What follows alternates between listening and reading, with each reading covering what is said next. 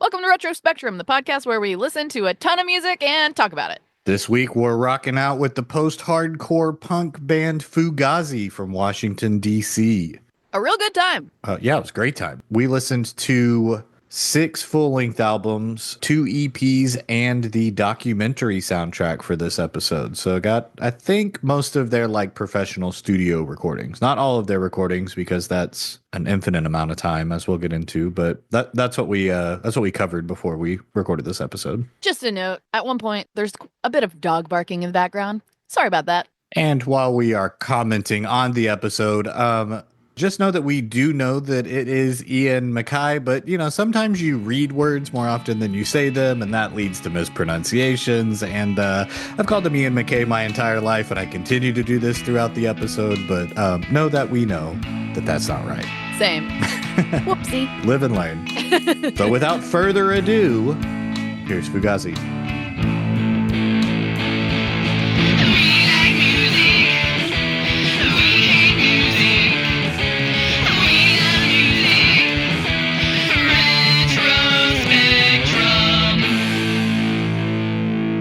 I've been going to too many punk shows lately. It's an issue because some would argue I'm that's old. a low number. Yes, exactly. The older you get, the lower that number gets. Yeah, the exactly. Punk threshold becomes. Yeah, so I went to Cars show. An old drunk guy from the bar next door who was an old punk heard the fucking music and came over and ended up knocking some people down behind me, and I didn't see them because they were behind me, and so they very unexpectedly knocked me down as well. And I kind of think I might have been a little concussed or something. I think it might have knocked me out for a second because I don't remember it really. I only remember opening my eyes and two dudes grabbing my hands and lifting me up. That's all I remember. So I definitely slammed my head into the ground. I had my phone in my back pocket. So I had a huge rectangular shaped heinous bruise on my ass that is just now faded away. I had a huge bruise on my elbow because my elbow hit the ground as well. So that was fun. Was he doing it to get to the pit to throw down, or was Dude, this was in an community art center. But that's what I'm saying. Why was and there were over? Fucking 10 people there. So yeah, no, there wasn't me and Cars, because this was during Cars' set, and I was recording it at the time too. So me and 3 of Cars' friends were kind of dancing around, doing a circle pit type of vibe, but not really making a lot of physical contact, Yeah.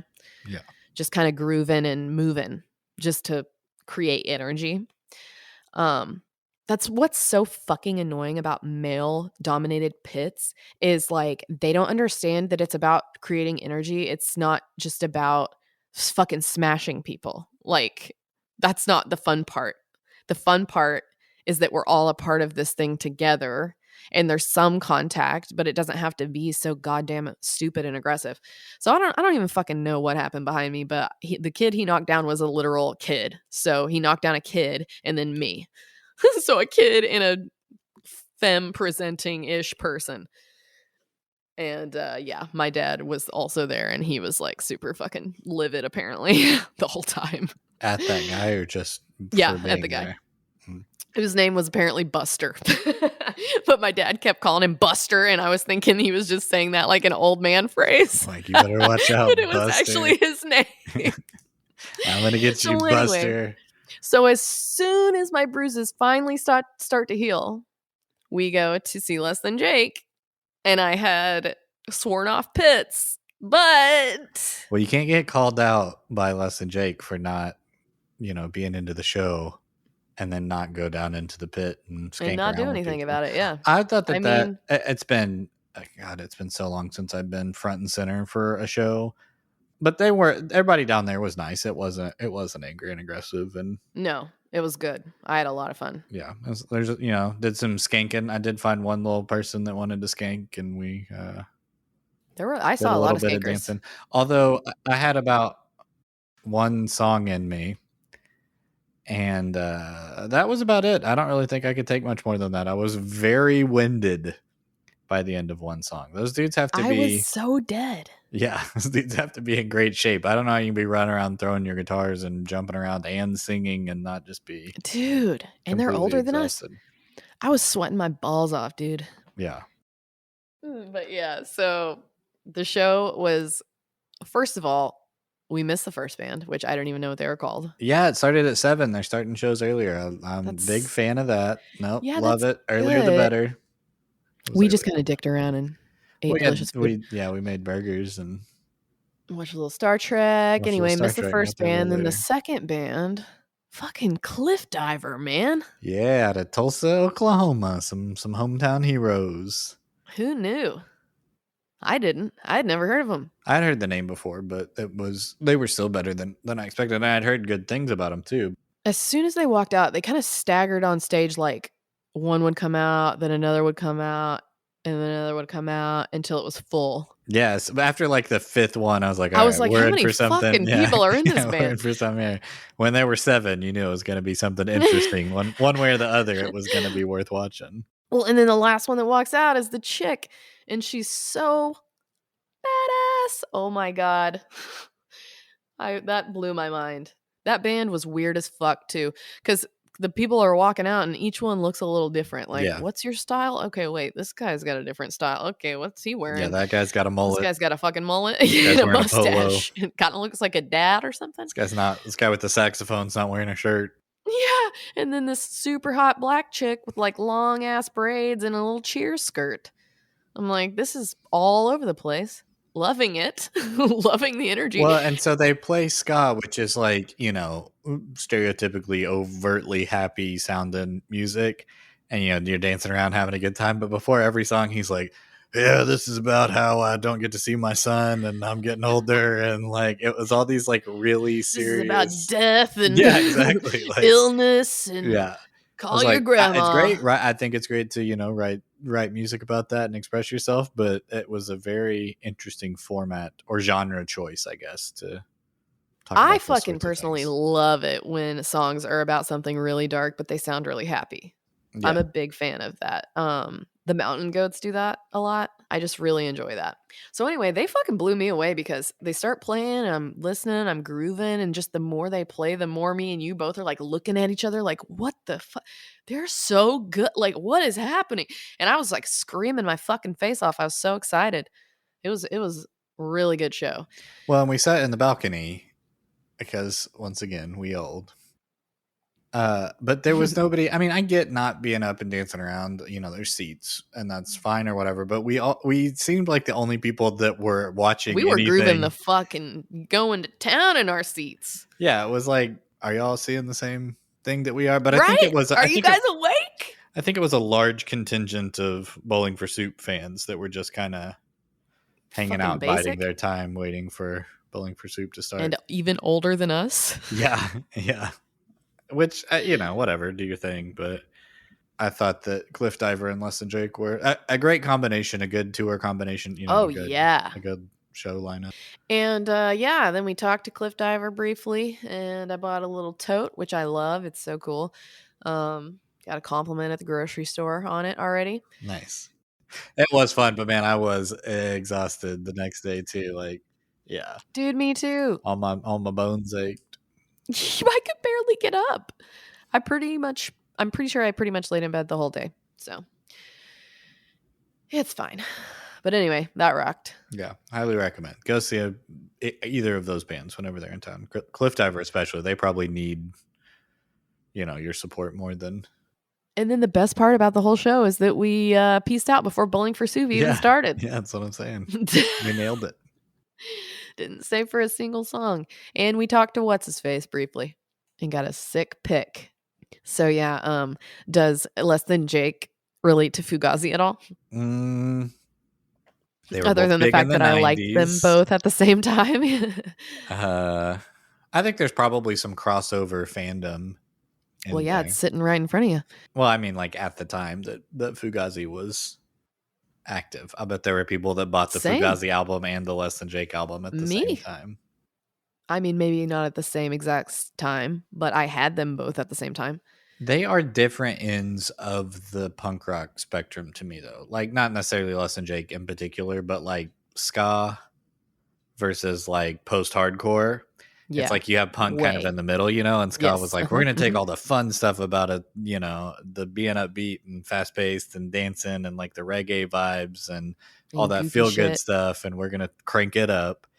And then post hardcore was like, we're going to take all the anger and Metal. angst and aggression and noise and violence and Also some other reggae. but you know what I mean, like they're very, I feel like, two sides of like two opposite ends of the spectrum. Totally. The retro spectrum. Because Perhaps. yeah, nailed that was smooth as hell. Because I don't think anyone would accuse Fugazi of being fun. I mean, maybe. Musically, I think the shows actually looked pretty fun, but I don't know if the music strikes me as fun. When had you first heard of Fugazi? Well, like all of these bands, and what I'm beginning to notice is a trend. I downloaded, and I can tell you exactly which two songs. I downloaded two songs of theirs when I was in high school as like a Fugazi is a band that I have heard the name of, and like it's a That band I that think every I should band I know. listen to references, and like, Uh-huh. you know, they're up there with, you know, all of those iconic old Mm-hmm. punk bands. And I was like, all right, I'm going to download some Fugazi. But, you know, having to devote an entire day to downloading a song, I downloaded two songs. And those are the only two songs I ever can remember listening to of theirs. And they were kind of weirder. Which album were they off of? They were kind of weirder. I don't know, not what you would think of as like iconic. There was merchandise off of Repeater.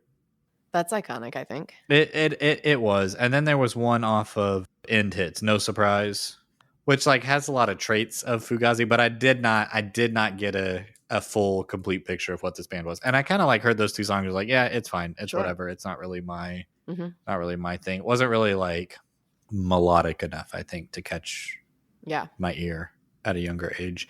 And so after that, I just never, you don't really find their stuff, you know, you don't really find their albums or whatever around, which I think is kind of an intentional decision on their part. So I was never just going to like randomly pick it up. They're like a cool kid secret. Yes, exactly. And I was not a part of a cool kid scene. I'm pretty sure I used to have a Fugazi shirt, actually. It was the red 13 Songs album. It was a red shirt. It looked like that. Man, that first song on that first album is so fucking good. As soon as I turn it on, I'm like, yes. How did you, what's your history with it? I mean, clearly it seems like you've listened to them a little bit more. Yeah, I had that album and I had 13 Songs. Yes, and I had the last one. The Argument? Yeah, The Argument. I bought The Argument. I had never heard anything off of that one. Yeah, I bought that when it came out. I'm pretty sure my cousin introduced me or told me about Fugazi. I had heard the name a bunch through, you know, whatever, who knows, MTV, musicians, listening to musicians talk all the time. I mean, my whole childhood was just constant music. So obviously I'd heard that name here and there. But I'm pretty sure my cousin showed me their music for the first time. But yeah, my like California cool cousins. And I'm pretty sure Cherie was the one that gave the Fugazi shirt too. So yeah, I was like way too cool for school back then. Like way cooler than all the other fucking losers. In small town Oklahoma, they would definitely be a I'm cooler than you because I listened to this band. Oh yeah, and I already knew I was cooler than everyone before I had that shirt. Yeah, but to have a tangible piece of something that proves it, not just your opinion, you know.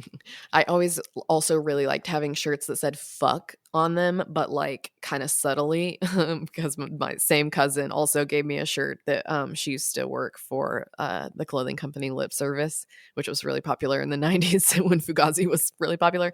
And it said "fuck" on it. And I had a Pogo's shirt that said "fuck" on it too. It said "Pogo, you fuckers," and I would always wear it to my grandma's house and shit, just to be a little bitch. So edgy. Well, speaking of which, you want to talk about the origin of the name? Yeah, I thought that was really interesting. It makes sense though, because the type of guy that they are, it's just like, yeah, you definitely read a book about Nom. You know? You know what I mean? Like, yes, I know exactly. It's a perfect phrase. Yeah. Yes, I was intellectual reading but this like book about moody. Vietnam. Yeah. Yeah, which is like, again, not fun. Like I know a lot of things about serious topics and have a lot of opinions. So you found out what it stood for? Yeah, it's some war shit. It's kind of like FUBAR. Yeah, yeah, it's Fucked very up, got similar. ambushed, zipped in body bag or some shit, which is a little aggressive. Yeah, well, it's apparently you got ambushed and shot, Yeah. which is You've been murdered. yeah, not great. But Not gets you. I think great. it gets you. I think it gets you in the Interesting right choice. headspace to listen to True, to true. some It's of pretty this much the music. perfect name for this band, actually, because it's so kind of cryptic, too, unless you know what it is. Yeah, You don't know what it is, and it's just a cool sounding word, which I'm pretty sure is why he chose it, because it was a cool sounding word. yeah, well, I and think like they kind of made a dark great and choice kind there. of yeah. Mhm. And just like I said, like, intellectual, but, like, in a Yes, very specific way. yes, yeah. I thought it was kind of cool that it had the same. I mean, after Guy joined, it had the same 4 members for the entire run. So the Which is biggest cool. one, and the It one makes a lot that of sense. I think has And always they been seem really tight connected. still. Yeah, even not being a band anymore, I think. Well, they insist that they are still a band. Sure, but you know what I mean. That not a like functioning. They're not making new shit and Yeah, they're not performing trying to shows. practice every week or whatever. But it doesn't seem like any of that was born out of animosity or like a bad breakup or anything. Not at all. They seem like they're fucking bros. But yeah, to backtrack a little, I listened to them as a youth here and there. And at first, when I first listened to them, because I was probably like way, way too young, I was probably like in 5th grade or something. The first time I listened to them, it didn't fully grab me because it was, like you said, a little heavy and a little intense for me as a like 5th grader or Yeah, whatever. yeah. You're like, I'm just worried about math homework, guys. Yeah. But then as I got older, I got more into it. And now listening to it again, it was like super nostalgic for me. And I really enjoyed it and I really like it. And I was listening to it all day today and I really, really like it. It just makes me, I don't know, this is weird to say, but it makes me happy somehow. I don't know. I think that's reasonable. Is it They get nostalgic it. in a genre context, or like because it sounds like stuff you used to listen to back then, or is it like the lyrical content that you're connecting with It's more? all of it. It's like the band specific, the in the songs specific, but also, yeah, just the general sound, I think, too. Like, it goes hard. Like, that I'm telling you, that first song on that first album, when I turn that on, I am fucking pumped. By that song, but halfway through that song, you know if you're into this band or not. Yeah, Like I know, and I'm this isn't fucking into one it. where it's like wait till the third album to see if you like them or whatever. You Yeah, can so what do tell. you think? Are you into it? You can tell pretty. Oh yeah, yeah. Of course, it's a little heavy for my like daily drive listen. Like I don't know Sure, that I would sure. put one of these albums on all the time. But man, if you're in that mood for something, this music to me is heavy in a way that most music is not. It's heavy like a cloud. Like Mhm. it's not. It has power behind it. Yes, and it is abrasive, but it's also like intentional with it. It's not just doing it to It's be. still listenable. Yes. I was gonna say it's not doing it to be annoying. I think some of the stuff is intentionally on there to be annoying. Some of the feedback and stuff that Yeah. they start songs with, or I don't know. I think it's really good, and I completely understand and recognize why it would be popular with the people that it was popular with, and why it has staying power. I think they're very patient musicians too. I think they let the songs like become what they are versus jumping straight into everything, which makes it a little more difficult to listen to because it's not 6 seconds in you've heard your first hook and then you're at the chorus by 30 seconds. Sometimes it's like, no, we're playing one note for 47 seconds before we do anything else, and you're going to deal with it. But then You gotta strap in. 5 minutes later, when it's all like crescendoed and come together and all that stuff, it's like, yeah, that was worth the Kind of wait, like orchestral in a way. I while agree. being like anti-commercial. Like it's orchestral without being dumbed down or like made intentionally palatable. No, they're very deliberate with their sound, which I really appreciate. A lot of bands just do a thing. And not that there's anything wrong with that. There's a place for that too, but like kind of on the spectrum you're talking about before about ska and stuff. Like, let's say you're a ska band, you're just going to go in there with a formula and bam bam bam. A lot of bands do that. Yeah. But this Well, in band, punk rock especially, I mean, that would be the major knock against the genre as a whole, I would think. well, and it's interesting because to me, what this band does is completely the opposite of that. I feel like they're so deliberate and so specific and so unique. They sound similar to some other things, but there's nothing exactly like them. There's something completely just different, I think. They are, and coming at this from the like future perspective, looking backwards, such a huge influence on so many bands that I didn't realize they were an influence on. And all of the like what I considered the early emo stuff, or like, you know, the At the Drive-Ins or even Glassjaw, or those bands from the early, like around the time their last album was coming out, all those bands that were blowing up around that era were all trying to do what they did in like 1991, you know, doing a very, very, very, very similar thing.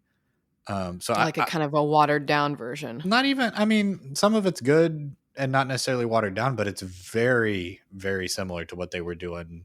So it's like, I don't know, were they ahead of their time? Maybe. I would say probably, yeah. Or they created that time, you know what I Yeah. mean? Like, what does ahead of your time even They mean? laid the groundwork for those Exactly, other they laid the bands to groundwork. be Exactly. what they were able to be later on.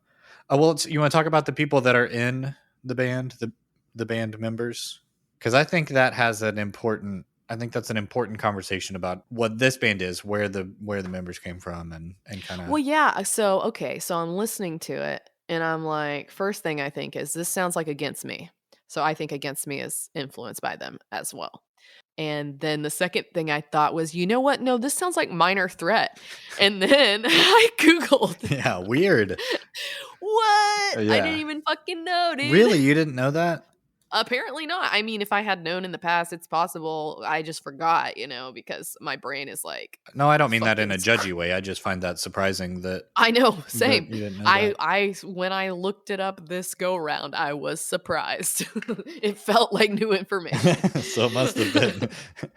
Yeah, that was one of the things about them that I knew, which was why they were like this seminal band. But I never really got into Minor Threat Oh, okay. See, I like either. Minor Like Threat too. another like heard a couple of songs. I was never a big hardcore guy, and I was also always Minor turned Threat off. seems like more punk to me I than would agree, but still a straight little more hardcore. aggressive than, Yeah, you yeah. know what I mean. Still a little more upfront than what I was Because Ian listening to. McKay is not fucking around, I guess. Well, yeah. So Ian McKay was the frontman for Minor Threat after they disbanded or whatever. Started this group with Joe Lawley, the bass player, and Brendan Canty, the drummer. And the drummer was the drummer for this other band, Rites of Spring. Have you ever listened to Rites of Spring? I believe so, but I can't recall what that sounds like. And I still haven't listened to them even after doing this, but they're going on a list of things I will listen to eventually. I had heard the name before as like like the early emo bands, or like American Football and Braid and all of these bands that were like Great. a generation before me, and Rites of Spring always got grouped into that. But they're like a decade before those bands. Like they're from like the mid 80s. And so Guy Picciotto was the lead singer for Rites of Spring. And so he eventually ended up joining Fugazi after they had played a couple of shows and practiced a little bit together. He joined pretty early on. And then it was those four, and those four were the band for the entire, 17-year run from 86 to 2003 when they went on hiatus. Okay, so I didn't know before doing this that there were two lead singers in Fugazi. I didn't know there were two guys that sang. I thought it was just Ian McKay. And part of the reason I never really got into him is was never really crazy about his voice or his singing style. Interesting. See, I really like it. But I didn't realize that somebody else sang it either. But he's the the gruff, growly guy. And I think Yeah. this goes back, while I was listening to this, I think this goes back to the Clash kind of dual singer thing that they started with their, we had talked about it in the Clash where that kind of like branched out through punk rock, and there are a bunch of examples of having that dual singer, and I think Fugazi kind of falls in that too. Ian does the more like low, growly, gruff stuff, and then Guy does the like kind of higher pitched screamy, Singing singing shit. stuff. I think that's a good formula. Well, and they do a great job. Each album is almost half and half split between the two of them vocally. Like they sing just about the same amount of songs. So it's not like one person sings on, two songs and the other person is the main singer or whatever. They both, I think, split pretty well. And I think it's a good compliment. I think they complement each other well.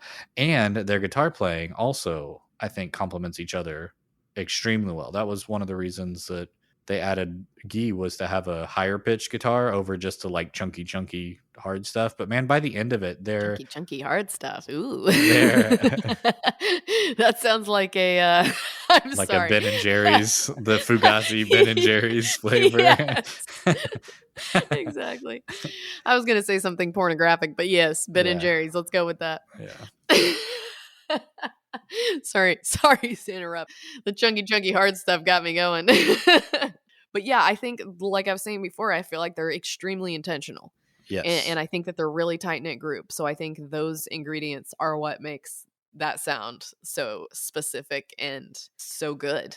Yeah. I had their genres down this time as hardcore, post-hardcore, and also DIY. Yeah. Which I don't know. It feels dumb putting that as a genre. Well, it's kind of like indie, if indie meant what independent. Yeah. But it's like they were do it yourself. Did you see any video stuff? They're like the ultimate non-sellouts, basically. Which is funny. So did you see any videos or any of that stuff? No. I watched, they did a documentary in, I don't know. It covered the years from 87 to 96. And it's not a documentary in the sense that like they interviewed people and pieced this timeline together or whatever. It was just, they had a videographer that toured with them and hung out with them and was in the recording studio. Yeah, it was just the camera was on while they were doing stuff. I watched one like that about the Toadies. One of the things they did was interviewed people outside the shows, just like, standing in line or whatever. And so we think of Fugazi now as like this ultimate, never sold out, never signed to a major label, always made the albums they wanted to. They self-produced everything after they figured out how to produce. They made their own music. They like didn't compromise. But around like 96 or 97, half of the people they interviewed were like, yeah, man, they're sellouts. Their sound really changed. They went through all of this work to actually not sell out and turn down millions of dollars and tons of dumb opportunity. Fucks are always going to say to dumb still shit. Have these shitheads outside their shows. People are always going to be talking shit. Saying that they're sellouts. Just because your sound changes, it doesn't mean that you sold out. That's called fucking like growth. I know, but I'd be so frustrated. I would just be like, you dumb fuck. Yeah. Totally. Like I turned down millions of dollars to not sign to a major or to not headline Lollapalooza. And they're still turning down money all the time. Yes, which they to like not bring reunite up and all that stuff for you to sit out there drinking Keystones telling me I'm a sellout. Yeah. Yeah. But that documentary was awesome. It wasn't, like I said, there wasn't really like a through line narratively. It was awesome? It was great. If you like the music and I thought you told me not to watch it. Well, for the purposes of this, I don't think it was necessary that you watch it, but it is cool just to like feel. It kind of feels like you're in the room with them, they're messing around in the studio, and it did give them a little bit of personality. I'll definitely watch it then, because that sounds really fun for me. I don't know. I still don't know that I would consider them. The biggest knock that I found reading old reviews and stuff was that they were like too serious and too like anti-fun and they're very anti-establishment. Like they didn't do a lot of interviews. That's why it was kind of hard to dig stuff up. I relate to that though. Maybe that's why I like them so much, because I'm like a nihilist, but also like pissed and trying to change shit all the time, like in between and that heavy vibe all the time. That's pretty much me. So I'm definitely that downer guy. So it makes sense that I really, really like this band. Did you see anything about them throwing people out of their shows? Yeah, no. Or maybe I did. Assholes. Yeah. So they had kind of that same Bikini Kill vibe of like, don't hurt people. Speaking of Bikini Kill, one of the guys in the Fugazi's married to Wilcox. Yeah, it's Guy, right? It's the other singer. Yeah, Kathy Wilcox. Yeah, the fucking bass player in Bikini Kill. Which makes way more sense than Kathleen Hanna and No, Adam I think it all Horowitz. makes sense. I think it all makes sense. And it's so funny how all this shit connects. Like, I just Yeah. can't believe how every single band we do, it somehow connects to all the other bands. Like, I can pretty much guarantee you there's probably some Fugazi Beastie Boys connection. And there's definitely some Clash shit going on in there. Yeah, it's like the songs are about ideas and concepts and like society and big things more than they are about, even if they are about personal stuff, it's like still abstract enough to kind of be applicable to a bunch of different situations. It was, it's similar to how the Clash didn't write love songs really. I don't think Yeah. there's any Fugazi songs that you would put on a mixtape for somebody I you were felt trying a to lot win of over. Clash vibes while listening to this. I don't know what it is exactly. They had a tumultuous relationship with the mainstream music media, for not doing interviews Yeah, and yeah, not really yeah. being, not playing the game. They weren't part of the PR machine. They had their own record label that Ian McKay had started to release all their stuff, and didn't do like press tours and stuff like that. It wasn't about that. It was actually, about playing. About the music, man. Yeah, it was about being in a band and about the music and about playing in a band. And about making an important contribution. After "In on the Kill Taker" came out in '93, Rolling Stones named them the new only band that matters, which is what they had Oh. famously, called the Clash 25 years Oh, prior or really? whatever. That's Yeah. how they connect to the So Clash? they were like I knew we'd do it.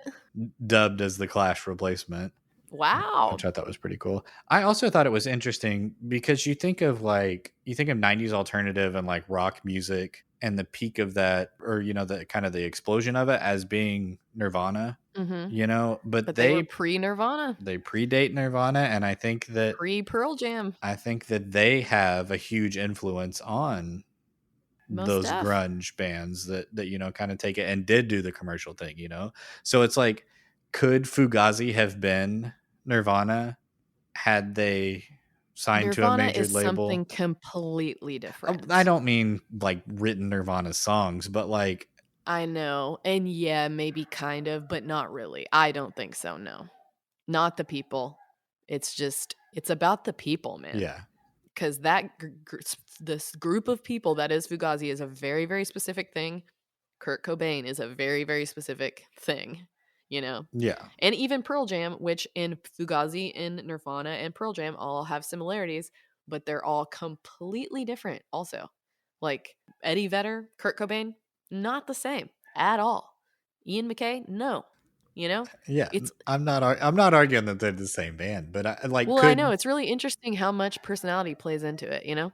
Right. Yeah, and I definitely don't think that they they had the personality for mega Yeah, stardom. Fugazi probably could have been a little bit bigger if they had wanted to do that, but they didn't want to do that, and I think they did exactly what they wanted, and they still continue to do exactly what they want. And I think that's super admirable.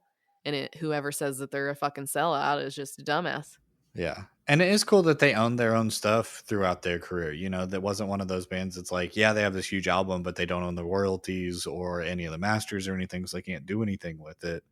The flip side is they don't do a lot with it. They're not doing a bunch of reissues and really making their stuff widely Yeah, but available, and who cares? I mean, we still have what we have of theirs to enjoy, and right. that's I'm honestly more kind of than surprised that it's on streaming Spotify. services. Yeah, Yeah, at all. totally.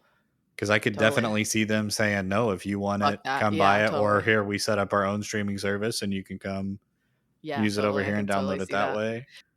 So they have 6 LPs like designed to be LPs. They have 2 EPs. Those first 2 EPs were put together in 13 songs, which is kind of their first album. Did you And 13's my lucky number. They have, get this, 896 live albums. What? Yeah. So through the None of those 90s, came up on the streaming service? no. Through the 90s, they had their sound engineer, they had their guy that Just toured with record them. that shit? He recorded every live show, or not every, but like most of their live shows. Wow. And so they put them all online. And I don't know, I think it was initially maybe like a pay what you can or something service, but you can go download shows from like specific Oh dates. my god, talk about retro spectrum. That would be wild to listen to how they changed over time via every show. And they didn't edit. They left all the banter in. They were like, "We want it to be. We Oh my left mistakes god, in that is there. We so left stuff." cool. Yeah, so if you want to spend the rest of your life listening to Fugazi, I kinda do. you That can, and sounds so fun. it could be a different I just experience become every a time. Fugazi, historian. But that's almost I mean, that's 900 shows, man. That's a That is lot. so cool. That is Yeah. sick, man. I'm trying to kinda do that with Cars Band, just I'm filming all their shows, so and it is fun. Did you notice them getting a little more like experimental as the albums went on? Yeah, kinda like The Clash does, kinda Yeah. like a lot of the bands do. I thought End Hits was more listenable and kinda groovy. Yeah, I mean, fucking loved it all the way through.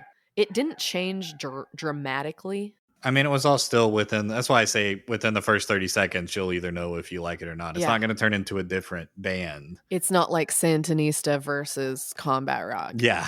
Yeah. But I thought it was cool because so they started with like a regular studio producer and somebody helping them in studio record and all that stuff. But they And then just started eventually, doing it yeah, themselves. they started doing it. They figured out how to do it themselves. And then from that, like once I guess they felt good doing it And themselves, that's when they, they got a little more experimental. yeah. And I think that's what it was. It's like, we're in the studio. We're going to kind of use the studio as an instrument We're in now charge too. here, we can just kinda dick around. And test some stuff out. And there's a lot of that stuff in that documentary of them just running stuff through tape machines and, you know, doing their own tracking and that sort of stuff. Fun, I am gonna watch that. In 1993, they recorded In on the Kill Taker, which I thought was a great album. They did an entire version of it with Steve Albini in Chicago and then decided it wasn't how they liked it and scrapped it and re-recorded the Redo. whole thing. Which is like, that dude's a huge producer, right? Ballsy. Like, yeah, Yeah. yes, hugely That's a big ol' ballsy to fuck be like, you. yeah, you know what? That's That's not some the shit I direction would we want do. to I take. really relate to the vibe of this band, honestly. It's super relatable to me. Do you feel that way at all? Not really. It's too serious. It's too, I'm like a dark cloud. I've been called Eeyore many times in life yeah, and shit it's like too that, much of a downer. Like they, you know, Fugazi's the band you'd take to the restaurant and they'd talk about how cows are slaughtered and stuff the whole time you're trying to Yeah, it's me. eat. Yeah. Which is like, This band yeah, dude, you're right. You are right. You are Yeah, objectively yeah. correct, but I'm just trying to eat a hamburger right now. And I it's try to like, keep my inner Fugazi inner, but that is the inner me. I think that is admirable. I think, you know, they decided what they were into and they have stuck to their guns for decades, you know, like it's not a game and it's not a show and they're not doing it to sell records. They're doing it because that's who they are. And I think they're admirable for that. I agree. The inner me is Fugazi. The outer me is Bikini Kill. The outer me that I strive to be is the B-52s. I'm a Fugazi sun, Yeah, I was gonna say we're doing a whole astrology chart a here. Fugazi sun, a Bikini Kill moon, and actually, a probably Bikini Kill rising and a B-52's moon. So the man, I wish you'd seen some videos of him playing. The rhythm section, the bass player and the drummer are incredible. They're so good and so tight and really let the guitars do what they do, you know, gave them room to make noise and to not really have to carry the song. Which is what a good rhythm section does. But the whole time they played, they're like kind of play facing each other, you know, and are really watching what each other are doing. I'm telling you, they're a fucking tight-knit group. The bass player over that 2 hour documentary says like 4 words the whole time. Classic. Like he's like, imagine what a bass player is, and he is that dude to a T. I think they were weird Yeah. about being on camera, They're musicians. you know, because it wasn't like Yeah. everybody had cell phones recording everything all the time. So he doesn't talk through the whole thing. Says like maybe 2 or 3 words. The only scene where he says anything, it cuts to him and they're at like a restaurant and he's trying to start a story. And they turn the camera on, like, okay, we got the camera on. Restart your story. And he like loses track of his words. He's like, no, I don't want to talk because the camera's on. And then they're all trying to get him to restart his story. And he's like, no. And like Oh just my doesn't. God. It's like 2 minutes of him not restarting the story to tell it while the camera's on. So I thought it was interesting that on Red Medicine, he gets his own song. Cute. And he sings, he sings. Well, that's how many albums By in. You.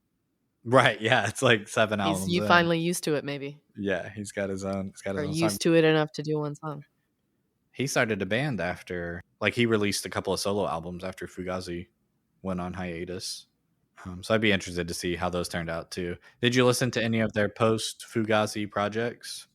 No, and actually I was gonna ask you about that because did you listen to the mashup album between Fugazi and Wu-Tang Clan? No, I saw that it existed, but I Wugazi. but I did not listen to it. I did see that. I think it was the bass player was quoted as like get better samples of us or something like that. Like, but there were a couple of like tribute albums that they did, but I think it was the Wugazi one where he was like use better samples of our music if you're gonna do it, do It a better was. job. You're correct. It was. Okay, so when I was fucking reading about Ian McKay, I found out that he wrote or co-wrote a punk rock kids show that was like a goat puppet, which sounds right up my alley, right? And I have got to fucking watch this show because this sounds incredible, okay? It's called Pancake Mountain. And I'm trying to find the name of the goddamn goat. Rufus Leaking is the name of the goat because the director, Dave Schools, used it as an alias for checking into hotels. So that was why they named the goat Rufus Leaking. Rufus Leaking. You get it? Yeah. Yeah. So anyway, this fucking sick ass, like basically punk rock Sesame Street with like all these punk bands and shit that are performers, special guests. How fucking cool is that? It's also, see, there's your They Might Be Giants connection right there. They have the children's albums. I can pretty much guarantee you they were probably on this. Actually, they're not probably cool enough to be on this show. Let's see. The B-52s were on it, of course, because they're on like every kid's show because they're the best. I don't see They Might Be Giants on the list. Shocking. Anti-Flag wrote or performed the theme song, I guess, for the first season maybe, and then Brody Dahl from the Distillers performed the theme song for the next season, I believe. Anyway, just super fun. Alt rock Gorilla Kids dance party is what it's described as. I wonder if it's available anywhere to watch Pancake Mountain. old episodes of. Oh, yeah, YouTube. Oh my god, it looks crazy. I cannot wait to watch that shit later. Anyway, Fugazi, love it. Yeah, I concur. Worth listening to, clearly, I think. I think another one, I don't know, it's hard to say under appreciated because I think they are appreciated, but it just really was kind of even knowing that they were by the people who know.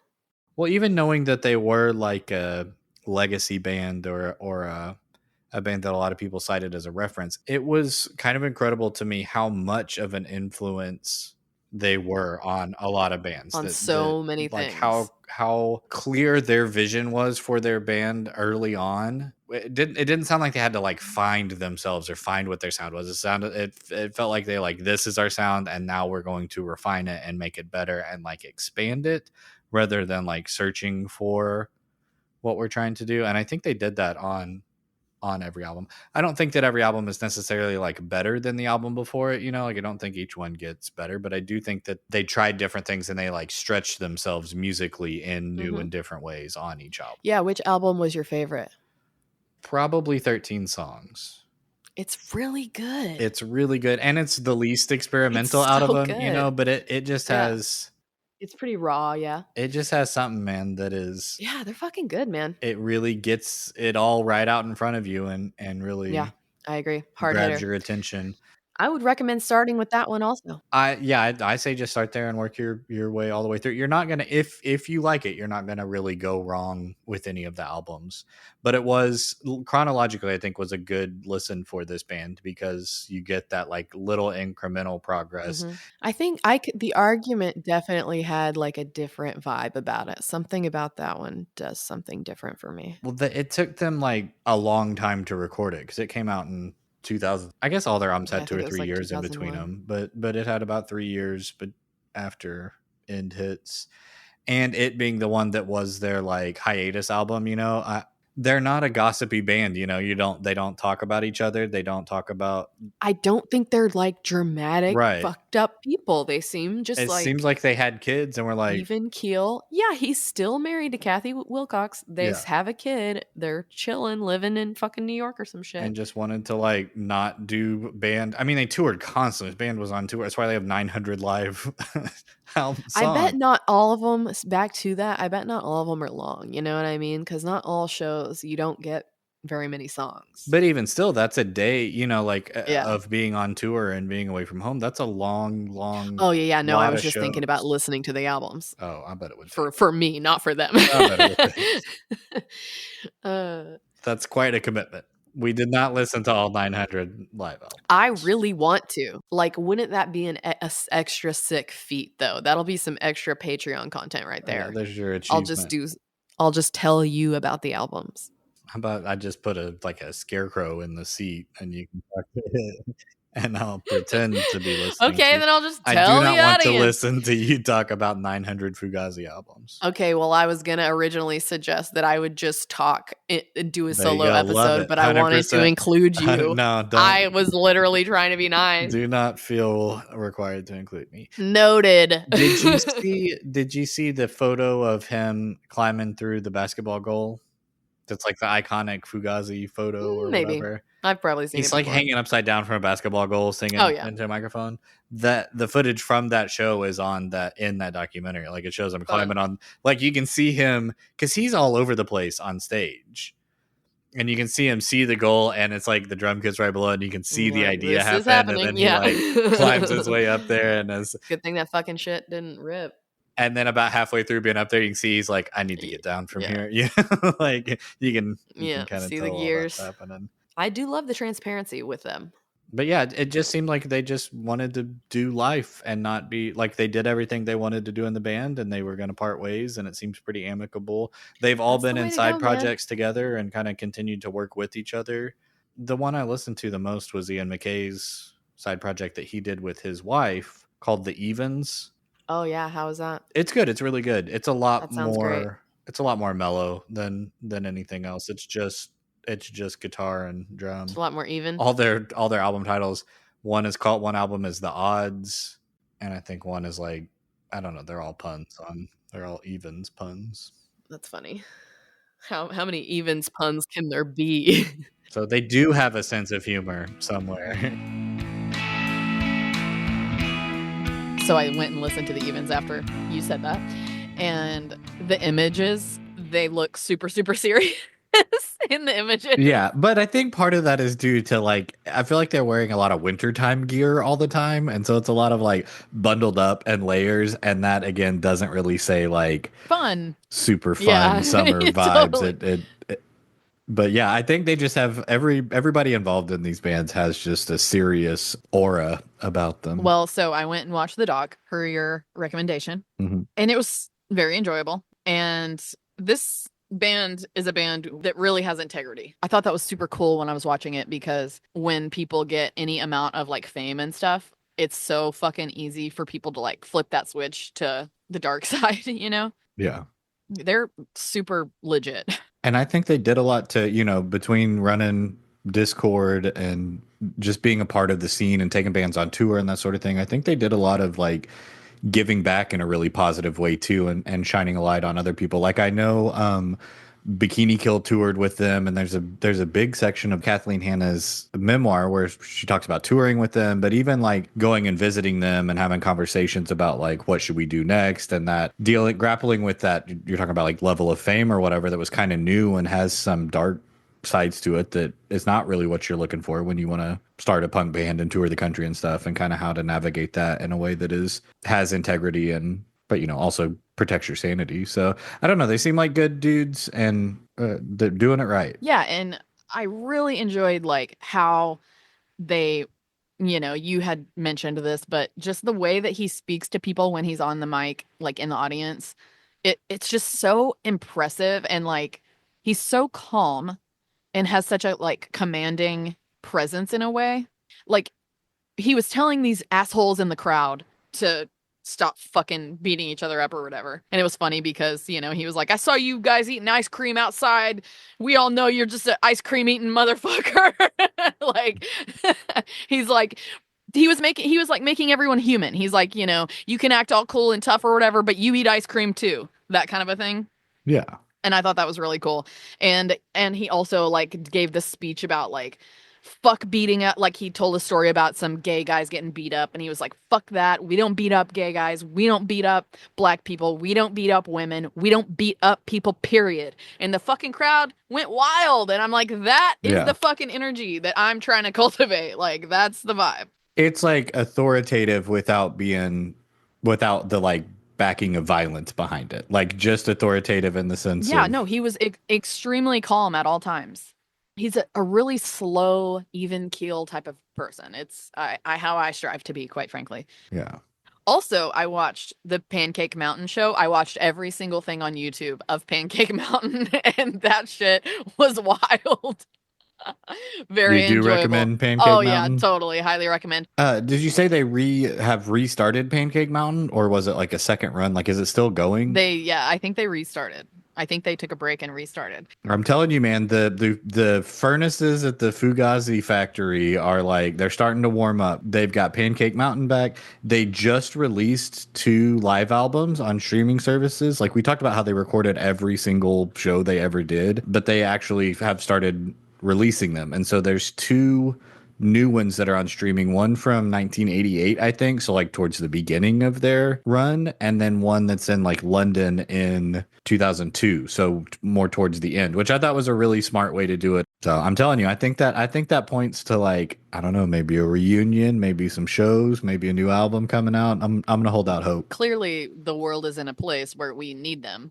We need all these badasses like Bikini Kill and Fugazi to converge and use their powers for good right now because we need as much positive input as we can get. Yeah, and hopefully this time it sticks. Yeah, no shit.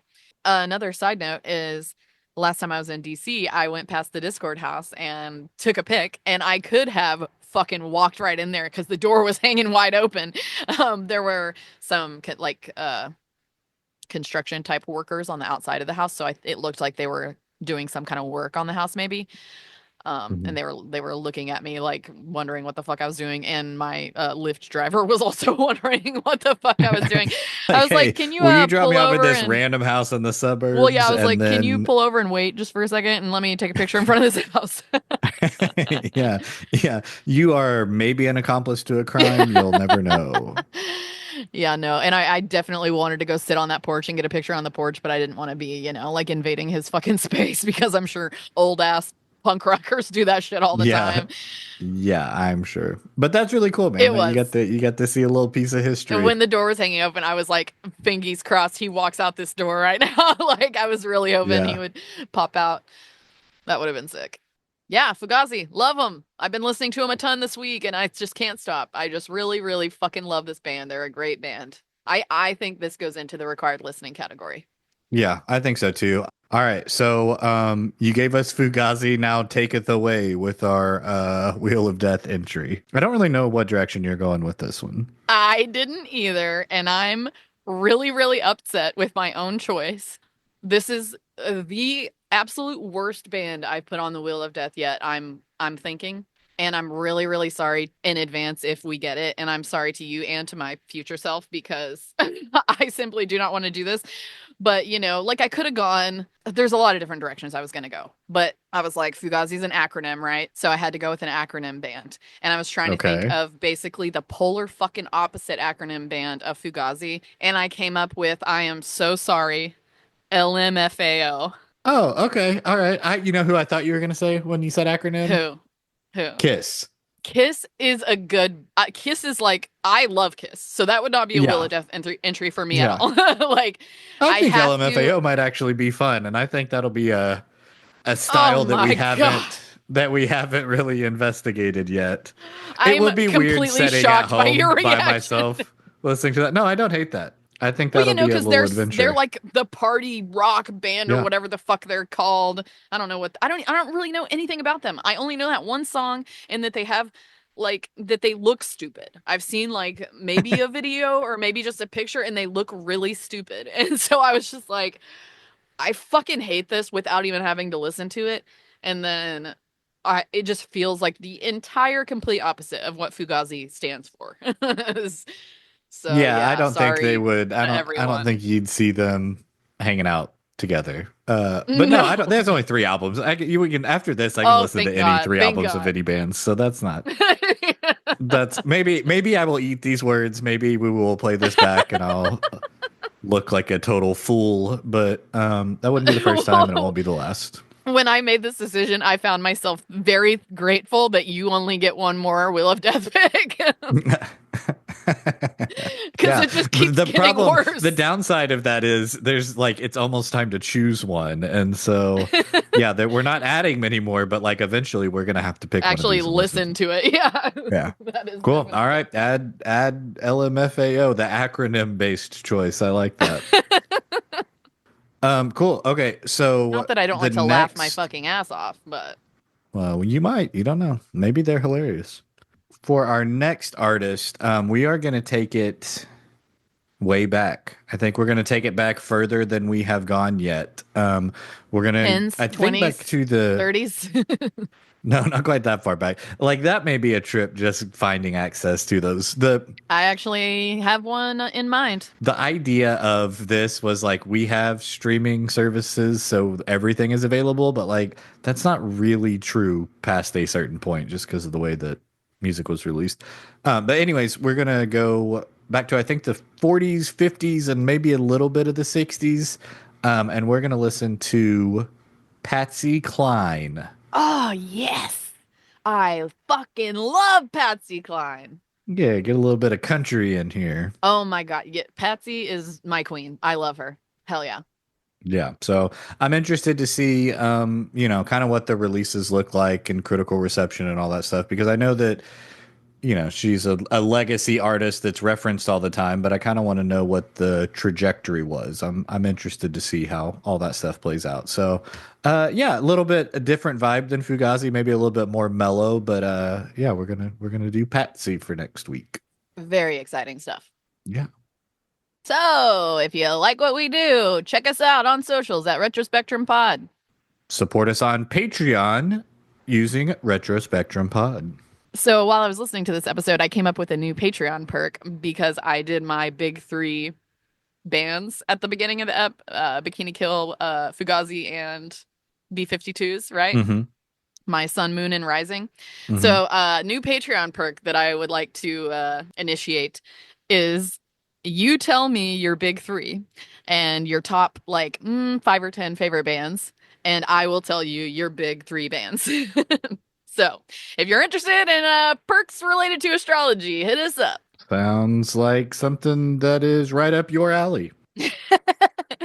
And very far away from your alley. Yeah. All right. So track down those Patsy Cline albums, and we'll see you in a couple weeks. See ya. Retrospect.